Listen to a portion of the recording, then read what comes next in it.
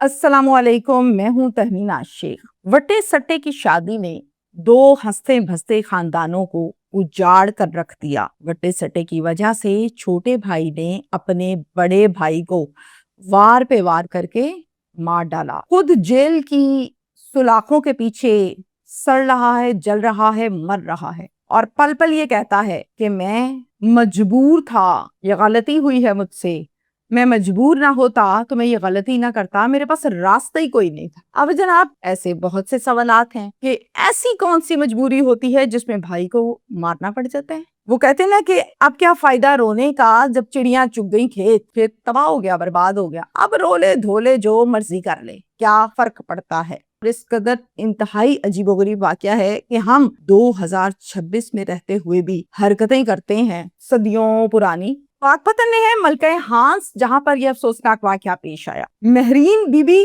घर की सरबरा, शौहर इनके इंतकाल फरमा चुके, बच्चे हैं इनके कुल 5, 4 बेटे 1 बेटी। बेटी का नाम है साजिदा और बेटों के नाम जरा सुन लीजिए, जफर, अंसर, अरशद और मजहर। 2 भाई, 1 जफर और 1 अंसर। इन दोनों भाइयों की शादियां 2 सगी बहनों से हुई हैं। एक का नाम है किश्वर, एक का नाम है सोनिया। अब किश्वर बीवी है जफर की और सोनिया बीवी है अंसर की।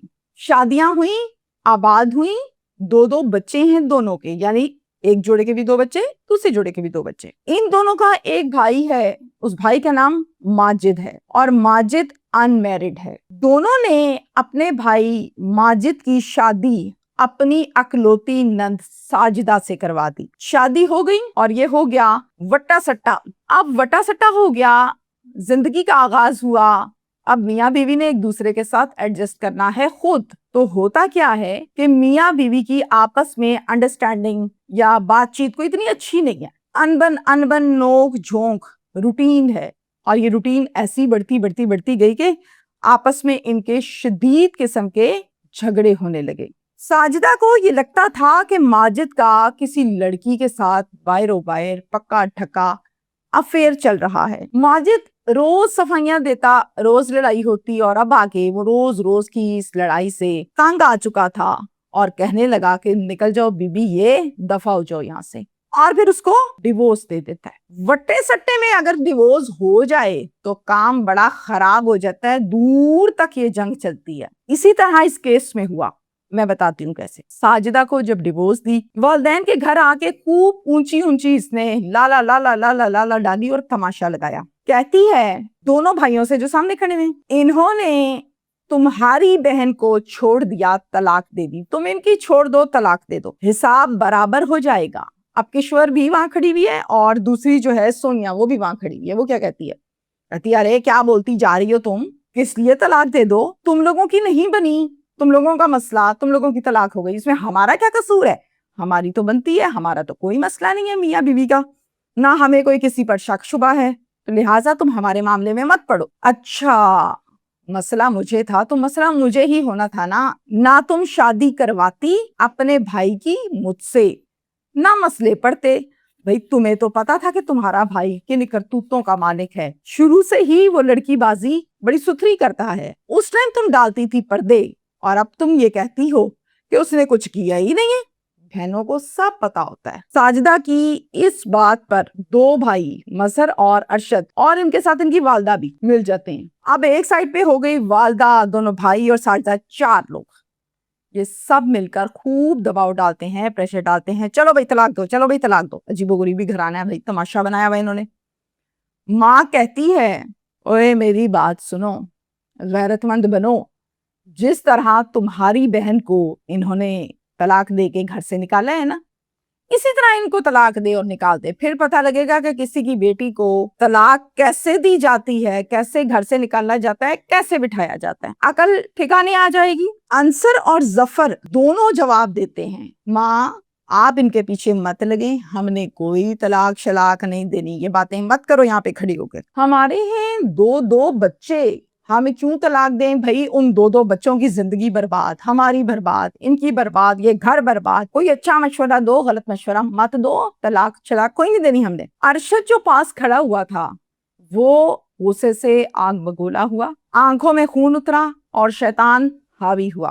क्या करता है, کہتا ہے کیا تم اماں کے سامنے اونچی اونچی بولتے جا رہے ہو, پتہ نہیں کون سا دم چھف کیا ہے تم پر تمہاری بیویوں نے, طلاق دو بھائی, فرق کرو انہیں, یہ ایک ہی پہاڑا پڑا ہے, طلاق دو طلاق دو طلاق دو. ابھی آپس میں جو لڑائی جھگڑا ہے یہ بڑھتا گیا. اسی دوران یہ جھگڑا اتنا بڑھ گیا کہ ارشد جو ہے وہ ہاتھا پائی پر اتر آیا, اور اسی ہاتھا پائی کے اندر اسی جھگڑے کے دوران اس نے پاس پڑا تیز دھار آلہ اٹھایا اور پھر اپنے بڑے بھائی ظفر کو وار پہ وار کر کے پھینک دیا نیچے. وہ گر گیا, خود وہاں سے بھاگ گیا.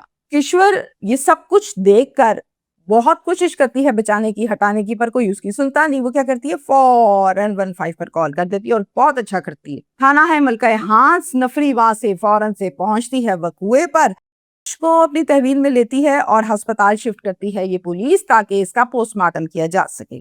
یہی خبر ڈی پی او پاک پتن جاوید چدر صاحب تک گئی. جناب خبر جانے کی دیر ہے, انہوں نے کہا فوری پرچہ درج کریں, ملزم گرفتار کریں, میرٹ پر فیصلہ کریں. ظاہر ہے بلکہ ہانس کی دوڑنے لگی. فوراً سے بیوی جو کہ کشور ہے وہ مدعیہ بنی اور ایک نامزد پرچہ درج کیا گیا 302 کا, جس میں ملزم کا نام لکھا گیا ارشد. اب جناب پولیس اس کے پیچھے ہے, یہ آگے ہے, اور کوئی زیادہ ٹائم نہیں لگایا. چند گھنٹوں کے اندر ملزم کو ہتھکڑی لگا کے سلاخوں کے پیچھے بند کیا, گرفتار کر لیا. یہ کیس ہے معاملات ہے, صورتحال ہے. اب ذرا دھیان کے ساتھ سنیے گا, ماں کیا کرتوتے کرتی پھر رہی ہے, ذرا سنیں. مجھے کہنا برا لگ رہا ہے ماں کے ساتھ ایسا لفظ, لیکن یہ ماں کتنے گھر اور اجاڑے گی, کس قسم کی عورت ہے, اس کو کب عقل آئے گی. خیر, والدہ کا نام محریم میں آپ کو بتا چکی. اس وقوعے پر والدہ ٹریٹمنٹ کیا دیتی ہیں, انتہائی شرمناک ہے, ٹوٹلی الزام تراشی ہے, اور صرف الفاظ یہ بتاتے ہیں کہ کوشش یہ ہے کہ جتنا ہو سکے گندا کرو, جتنا ہو سکے بد کردار ثابت کرو. کہتی ہے یہ جو وٹا سٹا لگایا ہے نا ان لوگوں نے, یہ وٹے سٹے کا کوئی مسئلہ نہیں, طلاق کوئی معاملہ ہی نہیں ہے, سب کا سب جھوٹ ہے. ارشد نے ظفر کو جو کیا اس کی وجہ بڑی گندی ہے, لیکن میں آج بتاؤں گی سب کو. والدہ کہہ رہی ہے, کہتی ہے ارشد کا ناجائز تعلق تھا ظفر کی بیوی کے ساتھ. اب ظفر کو اس لیے کیا تاکہ اس کی بیوی کے ساتھ ڈائریکٹ ہو جائے اور ہڈی نکال کے باہر پھینک دے, اور ظفر ہی وہ ہڈی تھا. اور کشور اس میں برابر کی حصے دار ہے, وہ بھی قاتلہ ہے. ماں یہ بھی کہتی ہے کہ دونوں بہنوں نے کوئی بابا نہیں چھوڑا, خوب کالے جادو کرواتی ہیں. انہوں نے کالے جادو کروا کے ہمارے گھر کو تباہ کر دیا, اجاڑ دیا. یہ فساد کی جڑ ہیں, نحوستیں ہیں یہ دونوں بہنیں. اب یہ سٹیٹمنٹ, بچہ مرا ہوا ہے, ہو گیا ہے, ایک بیٹی کا گھر اجڑ گیا ہے, یہ ابھی بھی نہیں باز آ رہی. پتہ نہیں کچھ 7-8 بچھا کے باز آئے گی, ایک ٹھنڈی نہیں ہوئی. والدہ غلاظت پر غلاظت بولتی جا رہی ہے, کیونکہ وہ یہ چاہتی ہے کہ اتنا گندا کرو کہ یہ پرچہ بھول جائے, اس کو اپنی پڑ جائے, اور پھر کوئی اس کی بات پر یقین نہ کرے, کوئی اس کی شکل دیکھنا بھی پسند نہ کرے, جو یہ کہے اس پر یقین بھی نہ آئے. یہی ماں اپنے ہر بچے کو پراپر انداز میں بیٹھ کے سمجھاتی, شادیاں کرتی, معاملات ہوتے, وہ بہت اچھی لگتی ہم سب کو, اور مجھے بہت اچھی لگتی. یہی ماں اپنی بیٹی ساجدہ کو یہ سمجھاتی کہ بیٹا لڑتے نہیں ہیں, یہ کچھ نہیں کرتے, تو شاید گھر بس جاتا. یہی ماں اگر وہ دونوں بیٹے جو بڑے آباد ہیں, خوشحال ہیں, ان کو کہتی ماشاءاللہ بیٹا, اللہ اور آپس میں اتفاق ڈالے, تو بہت اچھی لگتی. یہی ماں پرچہ ہونے کے بعد اصول پسند ہوتی, سچی ہوتی, تو کہتی جو بھی جرموار ہے انصاف ہونا چاہیے, تو بہت اچھی لگتی. پر اب اس نے جو کیا یہ بہت بری لگ رہی ہے. اللہ اس کو ہدایت دے, لیکن اللہ ہدایت اپنے ان بندوں کو دیتا ہے جو ہدایت کے منتظر ہوتے ہیں. بگڑے تگڑوں کو اللہ ہدایت نہیں دیتا.